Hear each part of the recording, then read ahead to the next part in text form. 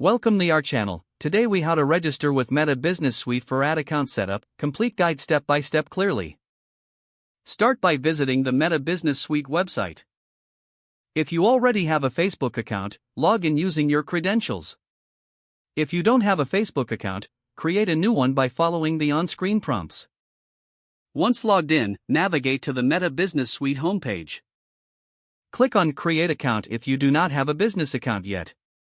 Provide the required details about your business, such as the name and address.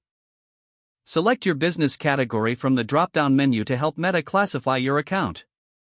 After entering your information, click Next to proceed. Follow the prompts to set up your business profile, including adding a logo and cover photo. Once your business profile is complete, look for the Business Settings option in the menu. Click on Ad Accounts located on the left sidebar of the Business Settings page. Select Add to create a new ad account. You will be prompted to enter your ad account name, time zone, and currency.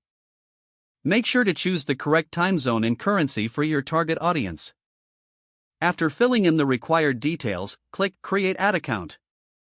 Next, you will be asked to assign roles to individuals who will have access to this ad account. Add relevant team members and assign their roles based on their responsibilities. Click Assign once you've added the necessary individuals.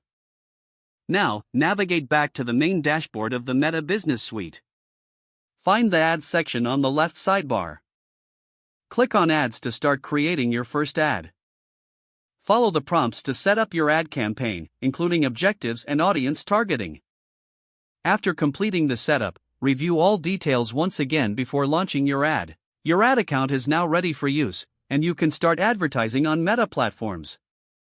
Regularly check your ad performance and make adjustments as necessary in the Business Suite. Consider exploring other features within the suite to enhance your advertising efforts and improve overall business management.